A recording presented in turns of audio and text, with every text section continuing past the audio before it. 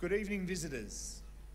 Welcome to the Australian War Memorial's last post ceremony. My name is Greg Kimball. Joining us today from the Royal Australian Air Force is leading aircraftsman David Klaus.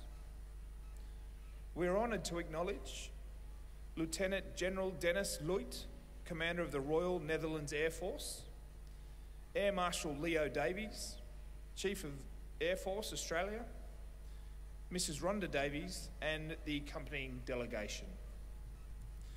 We welcome the veterans who have served, those that are still serving, and the families that support them. We acknowledge the members of RSL and Services Clubs Association, RSL Victoria and RSL Queensland who are watching the broadcast of this ceremony across Australia. During the ceremony, wreaths will be laid at the base of the pool of reflection by family, visitors and students on behalf of the following schools. From Queensland, Corperu State School. From Western Australia, Newdigate Primary School. From South Australia, St Joseph's Memorial Primary School, Norwood. And from New South Wales, Taree Christian Community School Primary Department. Please stand and join in singing the National Anthem.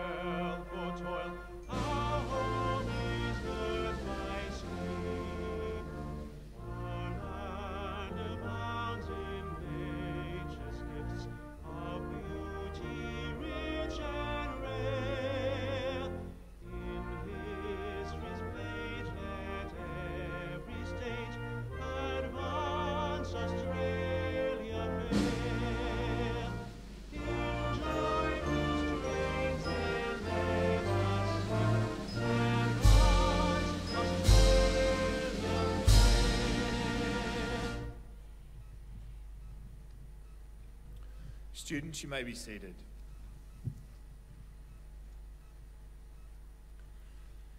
The Australian War Memorial was the vision of Charles Bean, Australia's First World War official historian. Bean landed with the Australian troops on Gallipoli and stayed with them at the front through to the end of the war. The idea of this national memorial and museum came to him at Pozières, France, in the depths of the bloody fighting of 1916. Bean's idea was that this would be a place where families and friends could mourn loved ones buried in faraway places. It would also be a place that could help all Australians understand what these men and women had endured and what they had done for us. Bean's vision, to which we remain true, is best expressed as inscribed in the entrance to the memorial's galleries. Here is their spirit, in the heart of the land they loved, and here we guard the record which they themselves made. Tonight we'll read the story behind just one of those on the Roll of Honour, which lists the names of more than 102,000 men and women who have given their lives for us in war and operations for more than a century. But first, we present a lament, Flowers of the Forest. Wreaths of floral tributes will now be laid at the base of the pool of reflection.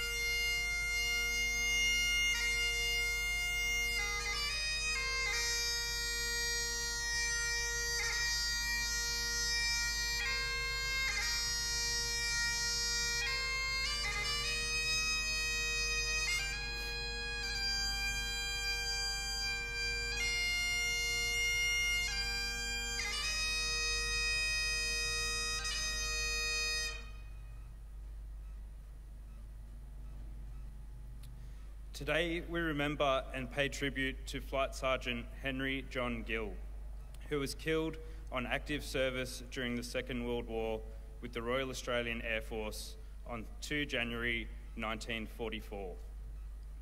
Born in the suburb of Epping in Sydney's northwest on 1 October 1912, Henry James Gill was the son of Samuel Gill and Bridget Gill. Little is known of Henry Gill's early life until his enlistment in the Royal Australian Air Force on 6 December 1941 in Sydney when he was 29 years old. Prior to his enlistment, Gill had worked as a dispatch clerk and resided in Wentworthville in Sydney's west. Following enlistment, he began training as a wireless operator and air gunner. Following his initial training in Australia, he soon embarked for overseas service. As part of the Empire Air Training Scheme, he was one of almost 27,500 RAAF pilots, navigators, wireless operators, gunners and engineers who throughout the course of the war joined Royal Air Force squadrons or Australian squadrons based in Britain. After his arrival in Britain, he did further specialist training before being posted to number 460 Squadron, Royal Australian Air Force. Number 460 Squadron would become the most highly decorated Australian squadron in Bomber Command and the squadron that suffered the highest casualties. Flying twin-engined Vickers Wellington medium bombers and the four-engined Avro Lancaster heavy bomber, the squadron lost over 1,000 men, Australian, British, Canadians, New Zealanders and South Africans. Almost 600 Australians from 460 Squadron are listed here on the Roll of Honour. On the night of 2 Jan 1942, the Lancaster in which Gill was the wireless operator and air gunner took off from RAF Binbrook to take part in a large raid on Berlin. Just after takeoff, Gill's Lancaster, fully laden with bombs for the mission ahead, banked sharply and dived uncontrollably into the ground, exploding on impact.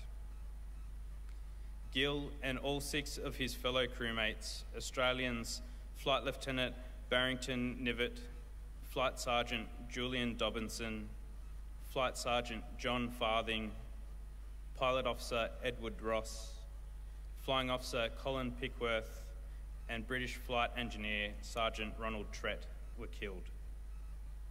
Gill was 31 years old.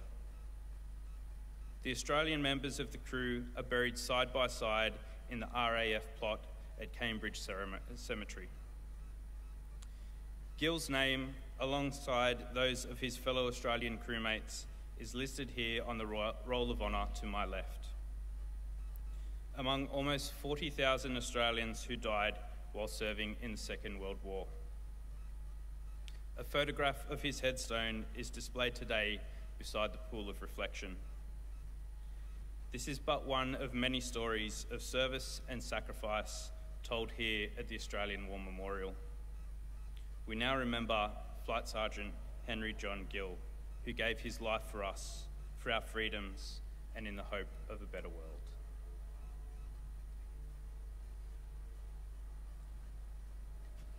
Please stand for the reading of the ode and the sounding of the last posts.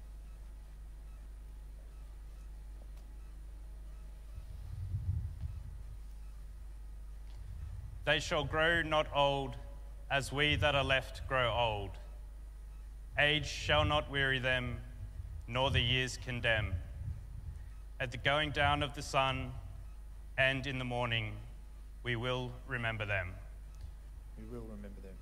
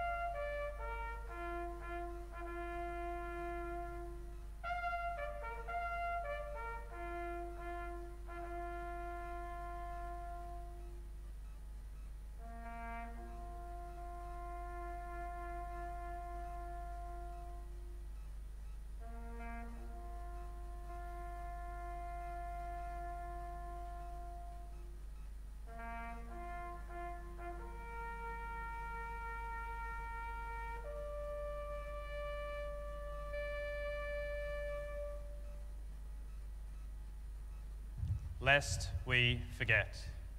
Lest we forget.